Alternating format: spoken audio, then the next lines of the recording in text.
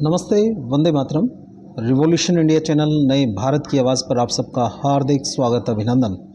दर्शकों, जैसे कि हर बार मैं एक वायदा करता हूं, किसी ना किसी ऐसी खास शख्सियत से मुलाकात कराऊंगा और आज के हमारे खास मेहमान श्रीमान अनिल लाठर जी, आप सामाजिक कार्यकर्ता हैं और सामाजिक और राष्ट्रीय चिंतक हैं, राजनीतिक विश्लेषज्ञ भी हैं।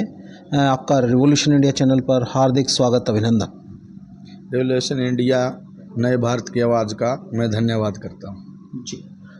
दर्शकों, अभी हरियाणा प्रदेश में विधानसभा चुनाव समाप्त होने के उपरांत नई सरकार का गठन हुआ है और अभी सरकार के विभागों का बंटवारा हो चुका है और मंत्री और मंत्रालय अपनी गति पकड़ेंगे अपने कार्य को जनता तक सरकारी योजनाएं निर्बाध तरीके से पहुंचाने के उद्देश्य से।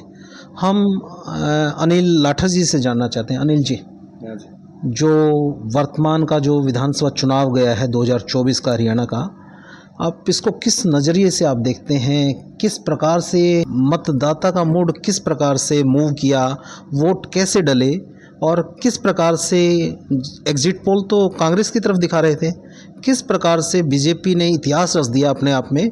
लगातार तीसरी बार आज तक जब से हरियाणा बना है कोई सरकार नहीं बन पाई थी, बीजेपी ने उस इतिहास को रच दिया। वहीं जींद का भी इतिहास रहा है, 5 विधानसभाओं में से 4 विधानसभा सीटें बीजेपी की झोली में जाना, ये अपने आप में ऐतिहासिक बात है। आप इसको किस नज़रिए से देखते हैं? किस प्रकार से वोटिंग हुई है और किस प्रकार से चौंकाने वाले चुनावी परिणाम आए? जी अनिल जी। परिणाम के बारे में तो मैं आपको बताऊंगा। उस दिन चुनाव से पहले आप मेरे को मिले थे जी। उस दिन वेद प्रकाश जी, मैंने आपको कहा था कि जो 834 करोड़ का ईडी ने चौधरी भूपेंद्र सिंह हुड्डा के ऊपर जो पर्चा दर्ज किया है जी, उस मामले में, जैसे हरियाणा में देहात में कहावत है कि जब फेरे होते हैं उस पे 7 नियम कराए जाते हैं जी। जब वो पर्चा दर्ज हुआ, अंडरग्राउंड भारतीय जनता पार्टी ने जितना मतलब भूपेंद्र सिंह हुड्डा से हो सके था उतना दबाव डाल करके ये नियम तय कर लिए कि आप कांग्रेस की सरकार नहीं बनाओगे और हमारे सामने डम्मी कैंडिडेट उतारोगे। ये मैंने आपको बताया था। नहीं, अनिल जी, जो आप बातें करें उनका आधार क्या है? जनता जनार्दन कैसे आपकी बातों पे विश्वास करे? कोई बात हम कहते हैं तो उसके कुछ तथ्य होने चाहिए, बिना तथ्यों के हवाई बातें होती हैं। जनता जनार्दन बेवकूफ़ नहीं है, वो सारी चीज़ें देखती है, समझती है। आपकी कही हुई बातों पर क्यों विश्वास करे? ये जनता की आवाज़ है जी। मैं कोई जोशी तो हूँ नहीं कि मैंने अलग से पता लगा है, लोगों के मुंह से मैंने ये बात सुनी जी। और जब जनता के मुंह से बात सुनी तो मैं आपको बता रहा हूँ जी। इस बात के ऊपर। मैं ये नहीं कि मेरे पास से कह रहा हूँ या कोई तथ्य मैं आपको ला करके दूंगा। जब राज्यसभा का चुनाव था जी, जब पेन बदले गए, आपने पता ही है जी, तो वो किसका हाथ था? वो चौधरी भूपेंद्र सिंह हुड्डा का हाथ था और किसी का हाथ था? उस पे चुनाव आयोग कोई कार्रवाई कर सकता था जिन्होंने उस चीज़ का वायलेशन किया, पेन चेंज किया, चुनाव की शुचिता को उस पर कुठाराघात करने का प्रयास किया गया। निश्चित तौर पर अगर इलेक्शन कमीशन या राज्यसभा की जो चुनाव समिति है उस पर कठोर एक्शन लेती तो एक नाजीर पेश होती है। भविष्य में किसके कहने पे लेती? भविष्य में इस प्रकार की कोई गलत एक्टिविटी ना कर पाते। किसके कहने पे लेती? जी। एक तरफ भारतीय जनता पार्टी की सेंटर में सरकार है, स्टेट में सरकार है, और एक तरफ चौधरी भूपेंद्र सिंह हुड्डा विपक्ष का नेता है। जो वो इस तरीके का कुठाराघात करेगा तो किस तरीके से करते? जी। कौन रह गया व्यक्ति? दूसरे व्यक्तियों ने आवाज उठाई। चौधरी अभय सिंह चौटाला जी ने तो बाकायदा कहा भी था कि ये गलत हो रहा है, लेकिन किसी ने माना थोड़ी। लोगों को तो पता था ये हालात गलत हो रहे हैं, लेकिन कांग्रेस के लोग बोल रहे थे। लेकिन जनता में तो ये भी विस्परिंग है, जैसे आपने विस्परिंग की बात करी, जनता में ये भी विस्परिंग है कि जेजेपी और आईएनएलडी भी बीजेपी की बी टीम के रूप में काम कर रही है। इन्होंने सबसे बड़ा मामला यही उठाया भूपेंद्र सिंह हुड्डा ने। हरियाणा में जितनी जगह गया, चौधरी भूपेंद्र सिंह हुड्डा ने एक ही बात कही और दीपेंद्र सिंह हुड्डा ने कि जेजेपी और चौधरी अभय सिंह चौटाला जी आईएनएलडी बीजेपी की बी टीम है जी। अब ये हरियाणा में चुनाव हो भी लिए जी, नई सरकार का गठन भी हो लिया, मंत्री भी बना लिए जी, और मंत्रियों के विभाग भी बांट दिए गए आज जी। तो ये बताओ इतना कुछ हो लिया।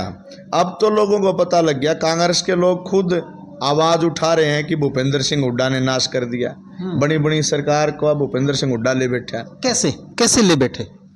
आप कांग्रेस के वर्करों से पूछो जा करके। नहीं, जब आप कोई बात कर रहे हैं तो आपको कहाँ किस एंगल से लगता है कि हुड्डा जी की वजह से ही तो शायद जितनी सीटें आई हैं हुड्डा की वजह से आई हैं, बाकी सीटें अगर वो नहीं करते तो इतनी भी नहीं आती? कमाल की बात है, भूपेंद्र सिंह हुड्डा तो एक कांग्रेस पार्टी, सेंटर की पार्टी, उसके अंदर एक मतलब धक्काशाही से, दादागिरी से लगा लो, कुछ लगा लो, नॉमिनेट होकर के अपना नाम ले करके चल रहा था जी। लेकिन कुमारी शैलजा जी भी उस पार्टी में एक अच्छा रुतबा रखती हैं और कुमारी शैलजा जी को जब बैक फुट पर लेकर के गए या उनके बारे में अभद्र भाषा का इसके वर्करों द्वारा विरोध किया गया, उस पर सरकार ने संज्ञान ले लिया और कार्रवाई के लिए तैयार बैठी है बीजेपी सरकार। वो तो सरकार का काम है, क्या करेगी जी। लेकिन ये कोई भाषा नहीं थी किसी के प्रति। लेकिन भारतीय जनता पार्टी का एक ऐसा सिस्टम रहा है, ये हर क्षेत्र में जा कर के, हर स्टेट में जा कर के ये कहीं मंदिर मस्जिद के नाम पर मुद्दा उठा देते हैं जी, कहीं हिंदू मुसलमान का उठा देते हैं। ये नब्ज पकड़ते हैं बीजेपी वाले लोग जी। जिस स्टेट के अंदर जाते हैं, कहीं गुज्जर मुनिया की नब्ज पकड़ लेते हैं, भाई यहाँ इनके आपस में बांटने से वोट मिलेंगे। हरियाणवी भाषा में कह सकते हैं नाड़िया वैद है। ये नाड़िया वैद है, ये जिस स्टेट के अंदर जाते हैं उसकी नाड़ी नब्ज देख करके बता देते हैं कि यहाँ क्षेत्र की लड़ाई है, यहाँ जाति की लड़ाई। जी। इसी तरीके से हरियाणा में इन्होंने आपस में 35-1 का नारा देने का काम किया। आप समझते हो मेरे से ज़्यादा 35-1 में किसको कह रहा हूँ जी। 35 बिरादरी 90% एक साइड गई और एक बिरादरी है जो जाट बिरादरी, वो एक साइड रहेगी। इन्होंने नारा दिया और ये नारा भारतीय जनता पार्टी ने नहीं दिया, इस नारे को दिलवाने वाला चौधरी भूपेंद्र सिंह हुड्डा है। लेकिन मैं अभी तेजेंद्र ढुल जिलाध्यक्ष बीजेपी के में चर्चा की, उनका इंटरव्यू किया, उन्होंने कहा कि हमारे को तो 36 बिरादरी के वोट आए हैं, आप कह रहे हैं 35-1 का नारा हुआ। 36 बिरादरी के लोग, जाट जो वर्ग था वो वर्ग बंट गया।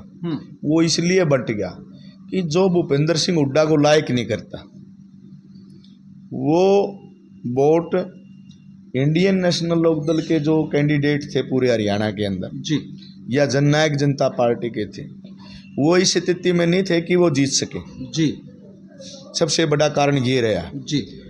और हरियाणा चौधरी देवलाल की जन्मस्थली है। जी। बहुत अच्छा रुतबा इंडियन नेशनल लोकदल थी, चाहे जनता दल थी, मतलब चाहे जननायक जनता पार्टी थी, पीछे इनका अच्छा रुतबा रहा चौधरी देवलाल परिवार का। लेकिन आज अस्तित्व के लिए लड़ाई लड़ रहे हैं। अभय चौटाला जी अपनी खुद एलनाबाद सीट हार गए। जो एलनाबाद सीट है, चौधरी अभय सिंह चौटाला जी को हरवाया गया, हारे नहीं। किसने? सभी। एक बात बताओ, लड़ाई भारतीय जनता पार्टी की है कांग्रेस के साथ, और कांग्रेस कहती है भारतीय जनता पार्टी के साथ लड़ाई है जी। और अभय सिंह चौटाला जी वहाँ से चुनाव लड़ते हैं और वहाँ बीजेपी के और कांग्रेस के जो वर्कर थे वो सभी कांग्रेस के मंच पे जा करके अभय सिंह चौटाला जी को हराने की बात करते हैं। मीनू बेनीवाल एक बड़ा चेहरा था भारतीय जनता पार्टी का जी। मीनू बेनीवाल जा करके भरत सिंह बेनीवाल की स्टेज पे जा करके अभय सिंह चौटाला जी को हराने की बात करता है जी। तो आप क्या मानोगे इसमें? ये तो चौधरी भूपेंद्र सिंह हुड्डा जाने या मतलब भारतीय जनता पार्टी के लोग जाने, इन दोनों ने मिलकर के चौधरी अभय सिंह चौटाला जी को विधानसभा से बाहर निकालने का एक मतलब प्लान बनाया हुआ था। क्योंकि ये व्यक्ति ऐसा है पूरे हरियाणा के अंदर 90 सीटें हैं, परिसीमन में तो और बढ़ जाएंगी जी। इन 90 सीटों में 89 पे बाहर ही पड़ता था, अकेला था। लेकिन अपनी नहीं बचा पाए। अपनी नहीं बचा पाए। ये तो उनका बेटा भी एमएलए बना है जी। उनके चाचा का लड़का भी इंडियन नेशनल लोकदल से आदित्य चौटाला जी एमएलए बने हैं, अर्जुन चौटाला जी एमएलए बने हैं। चुनाव जीतना हारना कोई घनी बड़ी बात नहीं है, कोई घना बड़ा महत्व नहीं है। उसके लिए लड़ाई लड़ना, उसके लिए संघर्ष करना, ये सबसे बड़ी बात है। नहीं, संघर्ष तो अभय जी ने बहुत लंबा चौड़ा संघर्ष किया, पदयात्रा की। बताओ जी, जो हरियाणा प्रदेश के लोगों को मोटिवेट कराया गया वो इसलिए कराया गया कि भारतीय जनता पार्टी के साथ अभय सिंह चौटाला जी जा करके मिल जाएंगे, उनके साथ मिलकर के सरकार बनाएंगे। जनता में यही बातें चल रही थी। हाँ, ये मतलब दुष्प्रचार करके उनकी वोटों को तोड़ने का प्रयास किया गया। उनको ये पता था कि चौधरी अभय सिंह चौटाला की 5 सीट आओ, 7 आओ, 10 आओ, 15 आओ, वो व्यक्ति अगर बहुमत से कम रह गए तो वो सरकार में चीफ मिनिस्टर बनेगा, किसी में डिप्टी सीएम भी नहीं बनेगा। चाहे सीटें कितनी कम आए लेकिन पद उनको चीफ मिनिस्टर का ही मिलना था। मैं इस चीज़ की गारंटी देता हूँ, वो व्यक्ति इतना बोल्ड व्यक्ति है। अगर 45 में से दोनों की 45, मान लो एक पार्टी की 45 रह जाती, एक की 44 रह जाती जी, वो 46 में सरकार बनती तो चौधरी अभय सिंह चौटाला जी चीफ मिनिस्टर बनते, अकेले बनते तो वहाँ से। बहुत बड़ी बात कह रहे हैं आप। ये बहुत बड़ी बात है, वो अकेला व्यक्ति भी चीफ मिनिस्टर बनता। क्यों? मधु कोड़ा जी थे, वो झारखंड के मुख्यमंत्री नहीं बने, वो निर्दलीय तो थे जी। ये बड़ी बात नहीं है, क्योंकि वो व्यक्ति बोल्डनेस है, बोल्डनेस उसके अंदर है, खून में उसके में चौधरी देवलाल की रगों का खून है। नहीं, मैं आईएनएलडी का जो डेड स्पॉटर वर्कर है वो भी इस बार कुछ छिटका हुआ नजर आया, जबकि ऐतिहासिक बातें अगर आप देखें, जब तक हरियाणा प्रदेश में जितनी बड़ी रैलियां हुई, आईएनएलडी के नाम ही वो इतिहास रहा है कि उन्होंने जनसंख्या के आधार पर बहुत विशाल रैलियां की। लेकिन इस बार तो बीजेपी पार्टी ने अपना शपथ ग्रहण समारोह में लाखों की संख्या में जनता जनार्दन को जोड़ा। चौधरी भूपेंद्र सिंह हुड्डा के वर्करों ने एक इस तरीके का मतलब जाल फैला दिया उन वर्करों के ऊपर भी जी, भाई जाट नहीं बचते हो, जाटा का अस्तित्व नहीं बचता है, इनेलो में गिर के वोट खराब करनी है। जो इंडियन नेशनल लोकदल वर्कर था, इंडियन नेशनल लोकदल पार्टी का, उसको डिमोरलाइज किया गया और उसको मोटिवेट गलत तरीके से किया गया। और इतना समय चौधरी अभय सिंह चौटाला जी के पास नहीं बचा था जो पूरा हरियाणा में हल्का सतर पर कवर कर सके। लेकिन मैंने आईएनएलडी के वर्कर तो पत्थर की लकीर के समान अडिग देखे हैं, वो तो कहीं दाएं बाएं होने वाले व्यक्ति नजर नहीं आते। मेरी बात सुनो जी, इंडियन नेशनल लोकदल का जो वर्कर है या वोटर है, वो पहले अपनी पार्टी के साथ जुड़ा हुआ व्यक्ति था जी। जब ये गुवाना में रैली थी इंडियन नेशनल लोकदल की, तब वहां से ये दुष्यंत चौटाला जी और पट करके एक अलग से जेजेपी बनी जी। उस टाइम से हमारा जो हरियाणा का वर्कर है इनेलो पार्टी का, और वो कुछ तो डिवाइड हो गया जेजेपी में, कुछ विचलित हो गया। विचलित वर्कर क्या करेगा? इसमें जनता फिर वही विस्परिंग की बात है कि जब आईएनएलडी अपना अस्तित्व नहीं बचा पा रही थी, तब वो एक तरीके से एक जैसे कहते हैं ना, आस पड़ोस के लोग तो खुश हो जाते हैं कि एक परिवार में 2 भाई हैं, वो न्यारे न्यारे हो गए, जबकि वो न्यारे नहीं, उनका विस्तार हुआ है। जनता जनार्दन में ये मैसेज था कि आईएनएलडी वर्करों को रोकने के लिए जेजेपी पार्टी एक नया गठन पर्दे के पीछे किया गया, ताकि आईएनएलडी के वर्कर कहीं किसी और पार्टी में न जा पाए, वो जेजेपी के साथ जुड़ के सत्ता सुख भोग पाए, उनके जनता जनार्दन के काम हो पाए। ऐसी चर्चाएं हैं और अब फिर दोबारा चर्चाएं सुनने में आ रही हैं कि जेजेपी दोबारा से आईएनएलडी में विलय की तरफ कदम बढ़ा रही है। ये पर्दे के पीछे की बातें नहीं थी, वाकई में डिस्प्यूट था।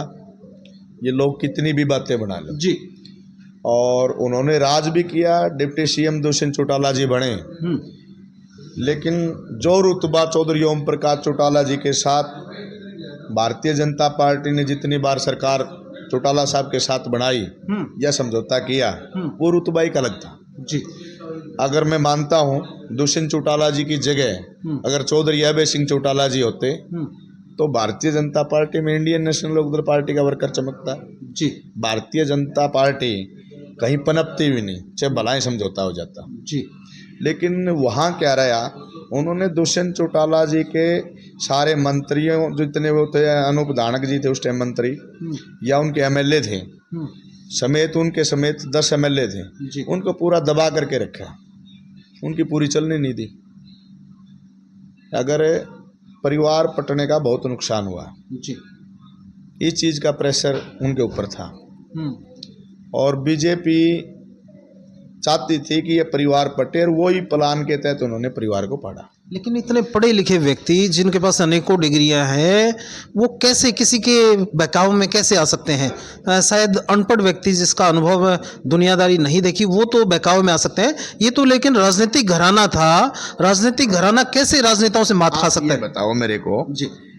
दुष्यंत चौटाला जी डिप्टी सीएम मनोहर लाल खट्टर जी के नीचे बने, अगर वो अपने चाचा के पास बन लेते क्या जाता उनका? चाचा ने तो उनको सांसद बनवा के छोड़ा हिसार से। उन्होंने सांसद भी उनको बनाया, उन्होंने उनकी माताजी को एमएलए भी बनाया जी। लेकिन परिवार का कोई डिस्प्यूट था तो वो अपने घर पर्दे के पीछे बैठ करके कर सकते थे डिस्प्यूट को दूर।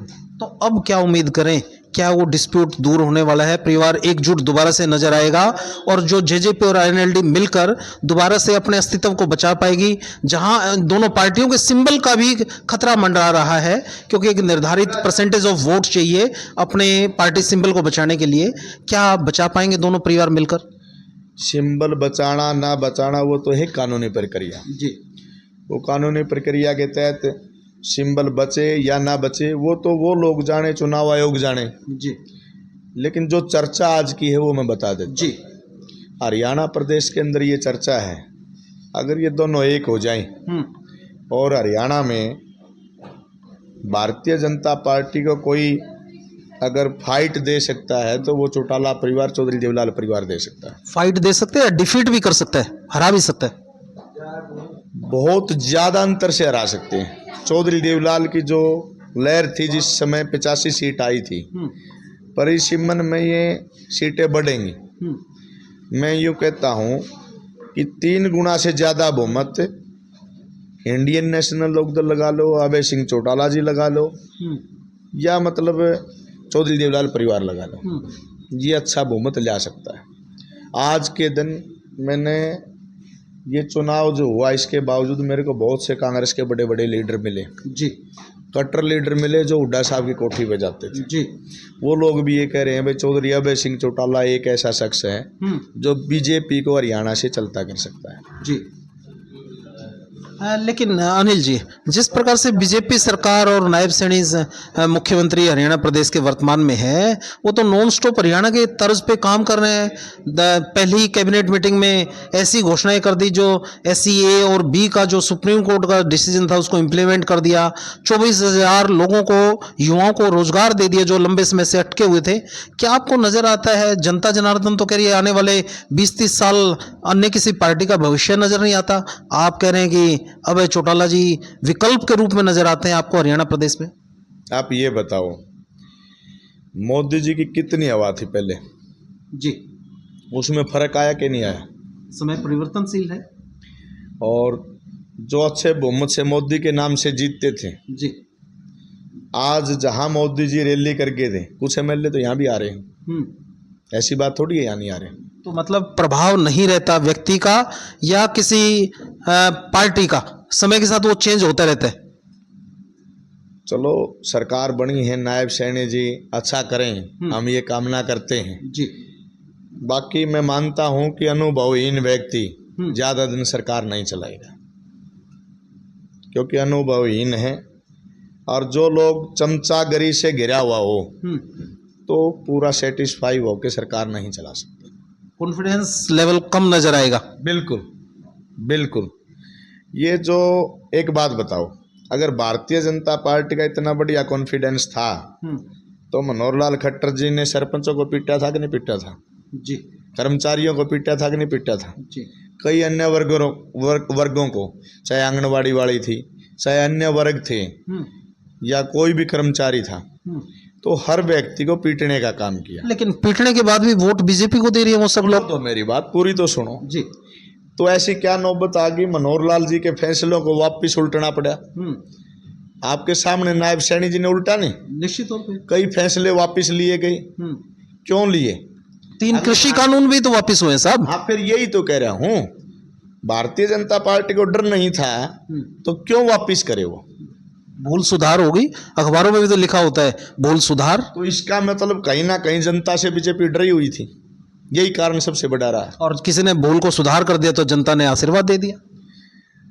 अब क्या बताऊं आपको, कुछ सीटें ऐसी हैं जो चेहरों के नाम पर जीती गई जी।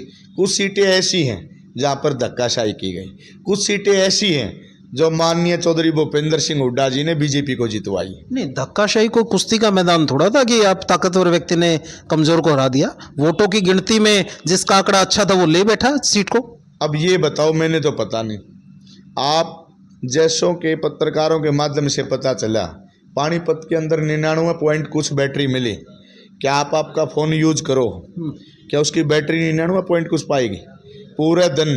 शाम के बैटरी 6 बजे बैटरी से वोटों की गिनती का या उसका अटैचमेंट का क्या फर्क पड़ता है? सकते हो आप? आपकी जब वोटिंग होती है, वोटिंग से पहले भी बैटरी दिखाई जाती है इतनी है लिखित में, और वोटिंग के बाद में भी। इसका मतलब बैटरी चार्ज है या बैटरी दूसरी डली है, तो कहीं ना कहीं चेंजिंग हुई है कि नहीं हुई? बैटरी दूसरी डली है, वो तो जो वहां उस एरिया का रिटर्निंग ऑफिसर है उसकी सहमति से जिस कंपनी की वो मशीनें हैं उनके इंजीनियरों ने चेंज करी, इसमें क्या डाउट क्या है? ये तो क्लियर चीजें हैं। चंडीगढ़ का मेयर वाला चुनाव था, वहां भी उन्होंने कुछ नहीं छेड़खानी कर रखी थी क्या? वो तो कैमरे में कैद हो गए। माननीय सुप्रीम कोर्ट ने उस पर स्ट्रिक्ट एक्शन लिया, बहुत कठोर कार्रवाई की और एक नाजिर पेश की। जहां ये लोग गड़बड़ करते हैं वहां सब जगह कैमरा लगा हुआ है। वो कैमरा लगा हुआ था तो दिख गया, ना लगा हुआ है तो चल गया काम। तो जनता या आपको हरियाणा प्रदेश का भविष्य क्या नजर आता है? जनता जनार्दन का अंतिम निर्णय ही सर्वोपरि होता है और उसको हर व्यक्ति को मानना पड़ता है, हर राजनीतिक दल को मानना पड़ता है। क्या आपको भविष्य या सत्य ही अभय है?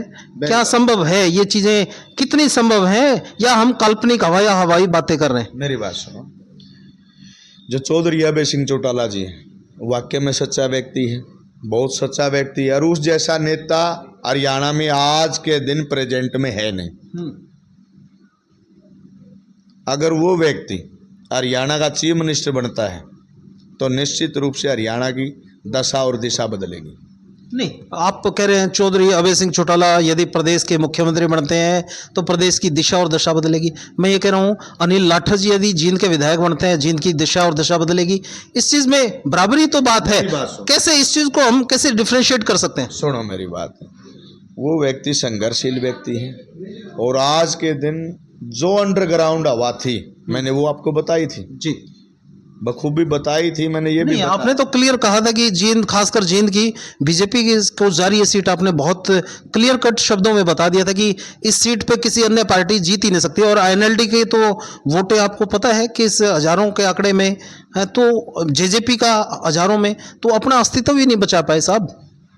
मेरी बात सुनो, जो वोटर था, जो इंडियन नेशनल लोकदल का वोटर था या जननायक जनता पार्टी का वोटर था, वो वोटर ज़्यादातर मोटिवेट किया कांग्रेस ने कि भाई बीजेपी को रोकना है। उन्होंने दोनों जेजेपी और आईएनएलडी के वर्करों ने सोचा कि इसको रोकना है बीजेपी को, ज़्यादातर वोट उधर दे दी। कुछ परसेंट वोट जेजेपी का हो चाहे आईएनएलडी का, वो बीजेपी में चला गया। ये सबसे बड़ा कारण रहा है। और मैंने ये कहा था आपको कि डॉक्टर कृष्ण लाल मिड्डा यहाँ से विधायक बनेगा, और ये 100% बनेगा। चुनाव से पहले आपको मैंने बता दिया था जी, वो बना भी, तो जो जींद की धरातल की हवा थी, क्योंकि कांग्रेस के जो कैंडिडेट हैं पूरे हरियाणा में, जो चौधरी भूपेंद्र सिंह हुड्डा ने उतारे, मैंने आपको बताया कि वो कैंडिडेट पहले से तय हो गए थे कि ये कैंडिडेट यहाँ उतारने, ये कैंडिडेट यहाँ उतारने। चाहे कोई कितनी अकल की मारदा फिर उसने टिकट मिली जी। आप ये बताओ, कांग्रेस की टिकट बलजीत रेड्डी ने मिली नहीं। बलजीत रेड्डी ने क्या नहीं किया? पानी के कैंटर हैं वो कितने दिन चलाए? लेकिन बहुत से एग्जाम्पल ऐसे भी हैं, हरियाणा प्रदेश के एग्जाम्पल हैं, जो समाज सेवा के नाम पे चीज़ें चल रही थी, इलेक्शन हारते वो चीज़ें वापस बैक टू पवेलियन होगी। जनता जनार्दन को लगा कि ये तो सिर्फ राजनीति चमकाने के लिए समाज सेवा है, समाज सेवा राजनीति नहीं है। मेरी बात सुनो, ईसा बड़ा धनाड़ तो कोई टाटा बिरला अंबानी डालमिया का तो पैदा नहीं हो रहा। कोई बिजनेसमैन है, कोई जमींदार है पूरे हरियाणा में जो चला रहे थे, कोई अपना कोई रोजगार छेड़ रहा है, उसके माध्यम से वो चला रहे थे। चलो राजनीति के मारे चला रहे थे, समाज सेवा के मारे चला रहे थे, वो कह रहे राजनीति के लिए ही चला रहे थे। जो उनसे भाई इस तरीके की बात करते हैं, मैं उनसे कहता हूँ एक महीना चला के तो दिखाएं। जो व्यक्ति इस तरीके की बात करते हैं वो एक महीने चला के दिखाओ, पता लग जाएगा घर से क्या क्या लगता है। हर महीने ड्राइवर की तनख्वाह, उन गाड़ियों में तेल पानी, चाहे वो किसी पार्टी का हो।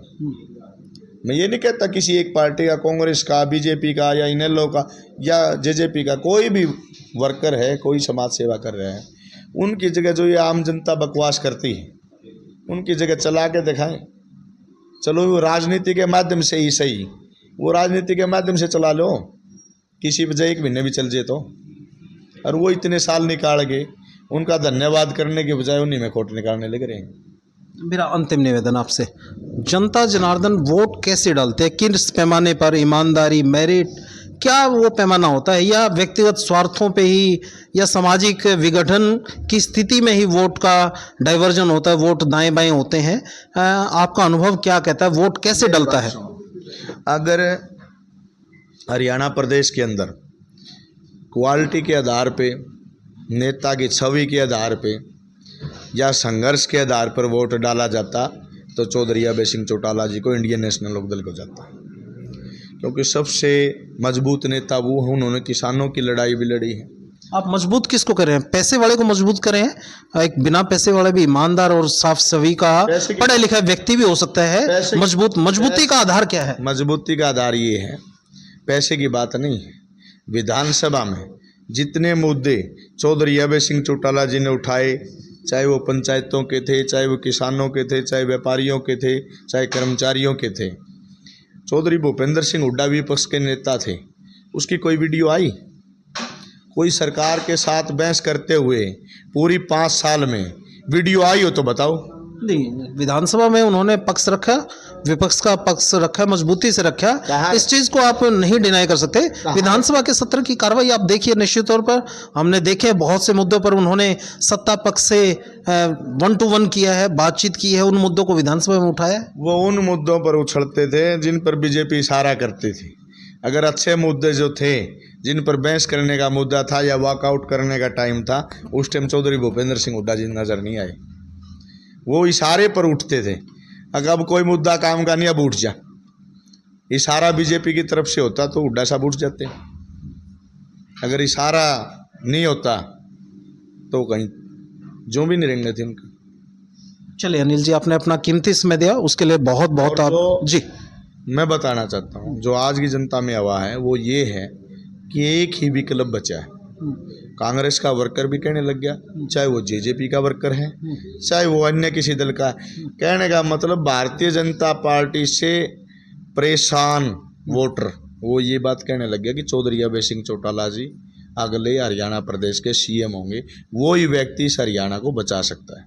जी अनिल जी, आपने अपना कीमती समय दिया। वीडियो आप रिकॉर्ड करना जी, और ये आपके अगले चुनाव में काम आएगी, देख लेना। जी धन्यवाद अनिल जी, आपने अपना कीमती समय दिया, उसके लिए आपका हृदय से बहुत बहुत आभार। और दर्शकों को इसी सोच और इसी विचार के साथ छोड़े चलता हूँ। निश्चित तौर पर अभी नई नवेली सरकार आई है, उसके निर्णयों का 5 साल के निर्णयों के बाद उसकी परीक्षा होगी। जनता जनार्दन की परीक्षा पाठशाला में वो लोग जाएंगे, उस पाठशाला में कौन सी सरकार पास होती है, कौन सी फेल होती है, ये भविष्य के गर्व का विषय है। जी, 10 साल लग भारतीय जनता पार्टी हरियाणा में सरकार बना रही थी। भारतीय जनता पार्टी थी, नीति और नीयत एक सी रहेगी। चेहरे चेहरे बीजेपी में बदल सकते हैं, नीति और मतलब उसकी जो चलानी है सरकार, जिस तरीके से जो उन्होंने लागू करना है वो पहले से तय किया हुआ है।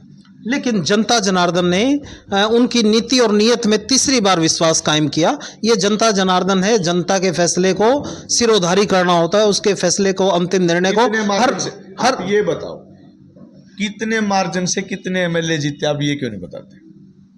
आप बता दीजिए। आप बताओ, 20,000 से तो 9 एमएलए हैं 20,000 के अंदर। अरे सर, आप 20,000 की बात कर रहे हैं, हार जीत तो टॉस में हो जाती है साहब। तो फिर इतनी हवा कहाँ थी कि भाई आंधी आ गई हो? कोई बीजेपी ने इतने जनहित के काम, तो बीजेपी ने तो आंधी शब्द कहा ही नहीं। आंधी तो विस्परिंग एग्जिट पोलों की दूसरी पार्टी के तरफ थी, लेकिन बीजेपी ने तो चमत्कार कर दिया साहब, और चमत्कार को ही नमस्कार होता है लाठा साहब। मैंने आपको बताया, आप मानो ना मानो, जो जातीय कार्ड इन्होंने खेला वो सबसे बड़ा फैक्टर था। और ये फैक्टर हुआ सोनीपत लोकसभा सीट से। वहाँ जब कांग्रेस पार्टी ने पंडित जी उतारे और दीपेंद्र हुड्डा जी रोहतक से उतारे, हिसार से जयप्रकाश कांग्रेस ने उतारा, क्योंकि वो जाट बहुल्य क्षेत्र था। जो लोग जयप्रकाश की वोट नहीं देना चाह रहे थे वो भी जयप्रकाश की डाल गए कि नहीं डाल गए। जो लोग दीपेंद्र की वोट नहीं देना चाह रहे थे, चाहे किसी अन्य पार्टी के थी, वो भी दीपेंद्र की डाल गए कि नहीं डाल गए। यहाँ एक मतलब ये था भाई, नॉन जाट चेहरा है, चाहे वो रमेश कौशिक पहले बीजेपी में था, अगर नॉन जाट ही उतारो इसके बराबर में, तो उन्होंने ये उतारा। तो बीजेपी ने ये पकड़ लिया, भाई ये जो 4-5 सांसद आए हैं जातीय समीकरण के हिसाब से आए हैं कांग्रेस के, तो आप जातीय कार्ड खेल दो। नहीं, फिर स्वतंत्र थे, हर पार्टी और राजनीतिक दल स्वतंत्र था। जो कार्ड उन्होंने खेला आप खेल देते। मैं मैदान में, जंग के मैदान में सबको बराबर का मौका मिलता है। अब अपनी हार को छुपाने के लिए या अपनी उस चीज़ को, कमी को ये एक्सेप्ट करना चाहिए। हार को भी खुले मन से स्वीकार करना चाहिए और जीत को भी खुले मन से स्वागत करना चाहिए। ना तो मैं कोई पार्टी का सुप्रीमो जी, ना मैं कोई इलेक्शन आ रहा, मैं तो एक न्यूट्रल बातें कर रहा हूँ जो हरियाणा की। जी जी, इससे मेरा कोई लागा देगा नहीं। मैंने ऐसी है भारतीय जनता पार्टी है, ऐसी है कांग्रेस है, ऐसी अन्य पार्टी, ऐसी कोई बात नहीं। मैं तो न्यूट्रल बातें बता रहा हूँ। जी जी, अगर ये किसी को कुनीन की गोली का काम करे तो कर जाएंगे। नहीं ठीक है। लेकिन सच्चाई बात यह है कि मैं आत्मा से मानता हूँ कि चौधरी अभय सिंह चौटाला जी के दबंग और मजबूत बोल्डनेस नेता है, और उसके हाथों में अगर बागडोर जाती है, चीफ मिनिस्टर बनता, तो हरियाणा का नक्शा ही बदल जाएगा। चलिए, आपके विचार आप तक, जनता तक हमने पहुंचाए, चैनल के माध्यम से पहुंचाए। आपने समय दिया, उसके लिए आपका हृदय से बहुत बहुत आभार। और दर्शकों को इसी सोच और इसी विचार के साथ छोड़े चलते हैं। मैं फिर एक बार वही बात कह रहा हूँ, जनता जनार्दन का फैसला सर्वोपरि होता है। और बीजेपी सरकार ने इतिहास रचा, तीसरी बार लगातार हरियाणा प्रदेश में पहली बार सरकार बनाई, और 5 साल बीजेपी के पास है। वो कितनी सुशासन और अंत्योदय जो शब्द है उनको वास्तव में जमीनी स्तर पर कितना लागू कर पाती है, और फिर जनता, अनिल जी, और जनता उस किए हुए कामों पर क्या परिणाम देती है, वो जनता जनार्दन का अंतिम निर्णय वो चुनावी मैदान में ही, चुनाव के रण में ही पता लगेगा। आप देखते रहिए रिवॉल्यूशन इंडिया। फिर किसी अन्य दिन किसी खास शख्स से मुलाकात करेंगे। जय हिंद, जय भारत, वंदे मातरम।